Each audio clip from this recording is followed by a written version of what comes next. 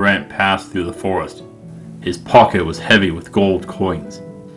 A heavy reward for a hard-fought battle, and one he had a purpose for. Something darted amongst the trees, just out of sight, quick and fleeting. A smile played over the barbarian's face. He had found her. Taking one coin out, he laid it on the road, walked a few feet, and repeated. He did so until half the bag was empty, and then it appeared. With the clopping of hooves, she had arrived. Anggitay. Welcome to Mythical Phylogeny Adventures. I'm your guide, Jason. Today we meet a unique take on the Centaur hailing from the east. This is Anggitay. Let's see what we can learn about this golden creature.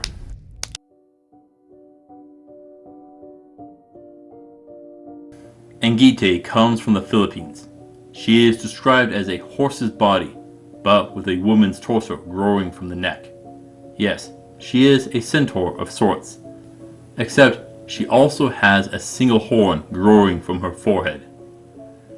She is often associated with jewels, gold, and bringing of luck.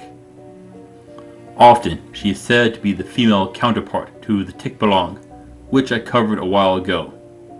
She predates the arrival of the Spanish to the Philippines, and much of her story has been passed among oral traditions, which have resulted in several different versions. In some, there are one, but in other tales, there are many, but always female. The one I like goes something like this.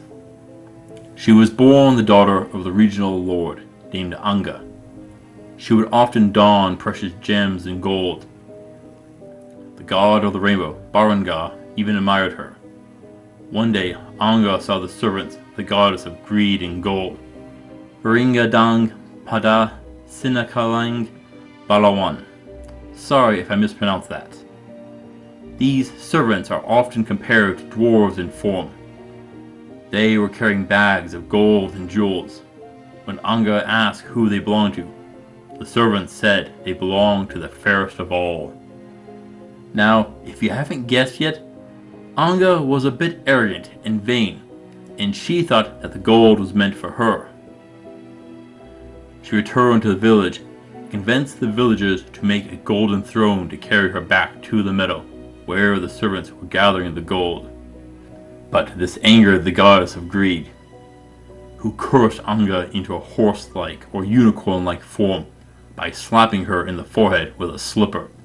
Yep, that's where that famous attack comes from. Anga was heartbroken, but Baranga cared for her and worked to undo the curse, but he only succeeded in returning her torso from the horse's neck.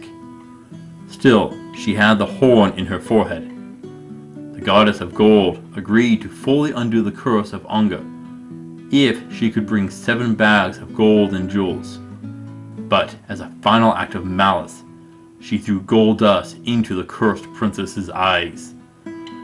Constantly, she would see shimmering specks of gold that weren't there. Baranga agreed to help her and offered his rainbow to travel from heaven and earth as needed. Anggitay is said to bring luck and aid to those who meet her, but she is also known to attack people to get hold of their gold. Quite different from the Greek centaur that you probably know better. I know that I did the Greek centaur early on, so there will be some similarities there. First off, we need to figure out why there is a horse-based mythical creature in the Philippines, since horses aren't native there. But the answer comes from trade with India and China, which potentially brought the story about the horse. Regardless, we have a few other things. Why are there so many in some tales? Well, Anggitay was loved by the god of rainbows. It is possible that she has had children who bear the same curse. Okay, so that brings up centaur reproduction. This will be fun. We'll need to reorganize the internal organs. First up, the heart and lungs. The lungs connect to the ribs, offering protection and connection points for the respiratory muscles. Now, we want to keep the heart close to the lungs to improve blood flow to and from them, while also reducing oxygen waste in transportation. Since the brain is the largest oxygen consumer, we want them as close as possible. That is why I would have the heart and lungs located in the human torso, while the digestive tract and reproductive organs fill the lower horse section. You could even enlarge all of them to provide for the larger body. As for the ribs, you will need to extend the human ribs down the torso to provide room for the lungs, but that will cost some flexibility in the area. We also need to look at the spine. How would the human spine link to the horse one? The horse one is much thicker, but we can make them the same size. You wouldn't have as much flexibility leaning back, unfortunately. That means this could be a difficult spot if Anggitay is struck there. As for ribs on the horse torso, you won't need as many, but you'll still need some for the shoulder girdle, scapula, and associated muscles that you need for the front legs. On that part, the legs will also need to be stronger and sturdier. Now we can talk about reproduction here. Anggitay's fowl should be smaller than a horse's fowl. A horse's pregnancy is about 11 months or 340 days. A human pregnancy is about 280 days or 40 weeks. The length of a human's pregnancy is due to the size of the birth canal and the size of the baby's brain. Now, a horse doesn't need as a developed brain as a human or Anggitay. A newborn horse can walk and run fine, but not a baby human. They don't even have trunk control. A newborn Anggitay will be one of two things. Either very dependent and requires extensive help from their mother, or option 2 is that they are born able to move around on their own. Which would it be? Sadly, it will be the helpless child. The addition of the human torso would enlarge the child and make delivering it much more difficult, thus being born earlier than 11 months, at probably around 10 months. This would give some more stability to the human torso's trunk control. It does mean that the horse section would be smaller than a normal horse would be, and probably unable to walk. But if the newborn Anggitay is helpless, it will need to be supported by its mother, and thus we need to look at breast location. Humans have theirs on the chest, where it is easier to support their children, but a horse's is on the abdomen. Which would the centaur have? Well, if the child is helpless, it will need the mother's help, and that means using her hands. But with human-length arms, that means she can only reach her chest easily, which is important with the size of the child. Now, the single horn is actually incredibly simple. A horn is made from hair. Hair which is on the head. We just need to rework some hair, probably the widow's peak area. Okay, with her story, she has gold dust in her eyes. Shouldn't that have been washed out? It isn't said exactly, but we can guess that the gold dust was cursed to embed itself in her eyes, particularly over the pupil itself. But shouldn't that mean the gold specks are constant on the eye? And they should be, but there is a good chance that Anggitay's brain may be affected as well.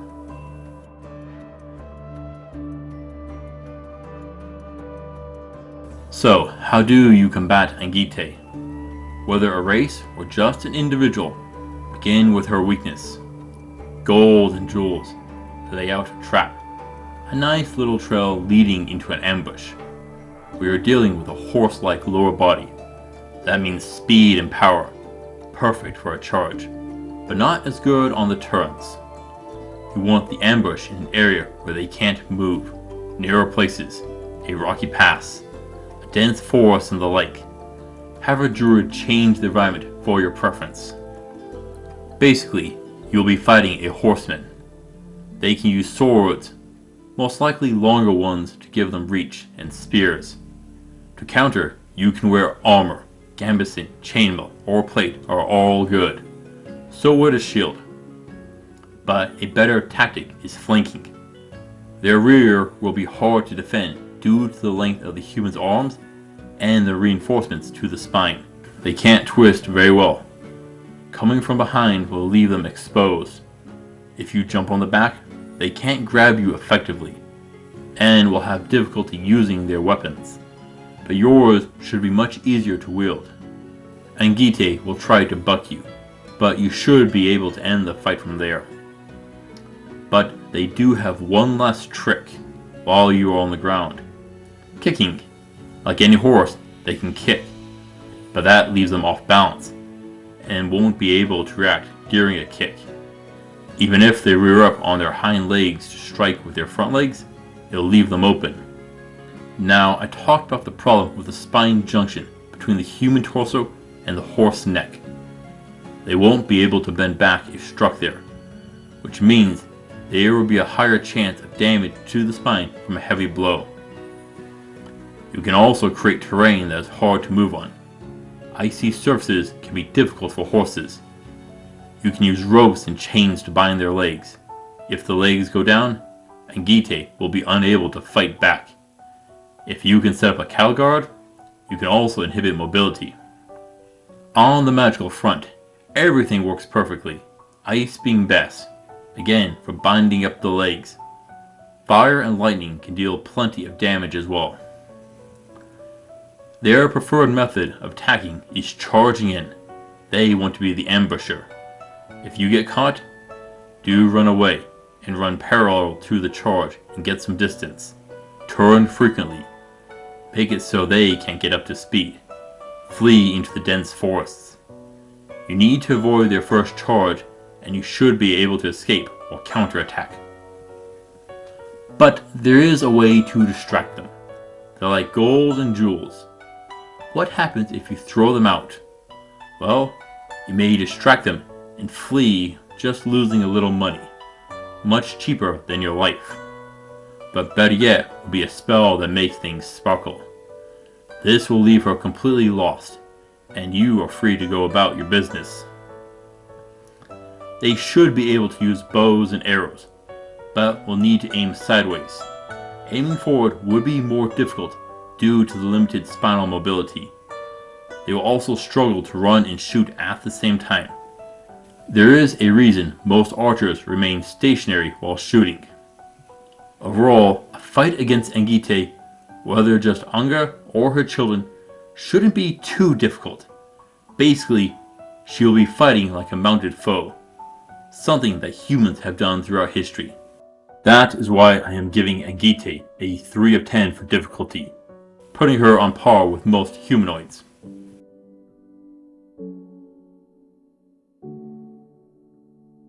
Anggitay likes gold, and that means she can be bribed. As an ally, she is more useful than a corpse. Sure, you could eat her remains if morals aren't an issue, and the hide can be tanned, but seriously, keep her alive. She is fast and could carry you through the forest quickly. In battle, she can keep pace with you, help you move around the field, and with 2 fighters, you can help cover each other's weaknesses. Yes, you will be a bigger target, but maybe safer if you are smart.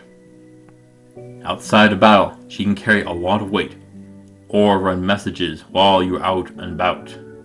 Now, what she seeks is 7 bags of gold. You can help collect them, and work to break her curse, and this is smart. Remember who her father is, a local monarch. That is someone you want on your side. I'm sure he'll repay you, just not in the form of gold or jewels, else he would have broken the curse himself. But there is another. She was beloved by the Rainbow God, and he has more to give. He can grant you passage to heaven along his rainbow bridge. I'm sure you've had a few reasons to make such a trip. And who doesn't like a god's blessing? But in aiding Anggitay, you run the risk of angering the golden goddess. We have already seen how she acts and doesn't like losing. Thus, there is a chance that helping the poor girl could bring down the wrath of a goddess, which I would rather avoid.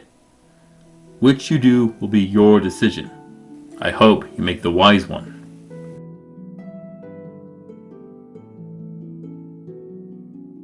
Brent sat down on Anggitay's back. The Centaur woman took off, galloping along the forest road. This was much faster than walking, even if he felt a little awkward.